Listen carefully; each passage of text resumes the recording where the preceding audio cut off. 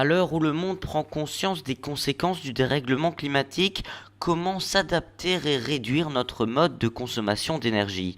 À Lille, une association se penche sur le sujet et réfléchit à des options. Donc Virage Énergie, c'est une association qui a été créée en 2006 et qui travaille sur des scénarios de prospective énergétique et sociétale. C'est-à-dire qu'on regarde comment on consomme de l'énergie aujourd'hui et comment on sera amené à la consommer dans les années à venir. À chaque fois, le rôle de Virage Énergie, c'est un peu de pointer du doigt les problèmes sanitaires, environnementaux qu'on peut avoir, en proposant des aménagements, des pistes d'organisation sociétale qui permettent d'accompagner ce changement de comportement. Ce qui nous intéresse surtout, c'est au niveau collectif et notamment comment une mairie, une collectivité peut mettre en place des aménagements. La solution, réduire notre consommation d'énergie, cela peut passer par des politiques publiques, mais lesquelles l'association propose des pistes de réflexion aux élus via différents scénarios et ce pour les conscientiser en partant d'un constat.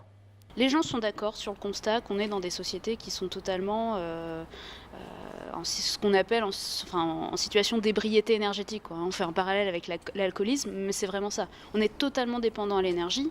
L'énergie, c'est ça qui fait tourner l'économie, c'est ça qui fait tourner la société. Et on voit bien aujourd'hui que la question énergétique, c'est aussi une question sociale, avec le mouvement des Gilets jaunes. C'est-à-dire qu'il y a des personnes qui sont aujourd'hui totalement dépendants et captifs du prix de l'énergie. C'est des gens qui ne peuvent pas se faire sans leur voiture, donc dès que le prix du pétrole augmente, forcément, ça a un impact direct sur leur pouvoir d'achat et sur leur qualité de vie. Donc l'idée aussi derrière la sobriété énergétique, ce qu'on prône, le changement de comportement, c'est qu'il y ait un rééquilibrage de la distribution de l'énergie au niveau de la société, c'est-à-dire que les gens qui à l'heure actuelle sont en situation de précarité énergétique, donc qui consomment plus de 10% de leur revenu mensuel à se chauffer ou à se déplacer, ces personnes-là aient un accès plus facile à l'énergie. Après, il n'y a pas une énergie magique, quoi. On est vraiment dans ce qu'on appelle un mix énergétique, c'est-à-dire c'est plusieurs énergies qui vont permettre de couvrir nos besoins. Il ne faut pas en fait transposer la société dans laquelle on est aujourd'hui à 2050. On ne vivra pas du tout dans les mêmes conditions. Et donc du coup, la sobriété, c'est aussi s'adapter, prévenir ce choc climatique qui va avoir lieu dans les années à venir, avec des questions aussi de migration. Mais nos gouvernants ont-ils réellement saisi l'urgence climatique? Alors les collectivités, oui, commencent un petit peu à se rendre compte de l'ampleur du problème, puisqu'elles ont de plus en plus de citoyens qui viennent se plaindre de la pollution de l'air, des pics de pollution à répétition. C'est l'Organisation mondiale de la santé qui dit qu'il ne faudrait pas dépasser plus de 3 jours de pics de pollution dans l'année. À Lille, en 2018, on était à 68 jours.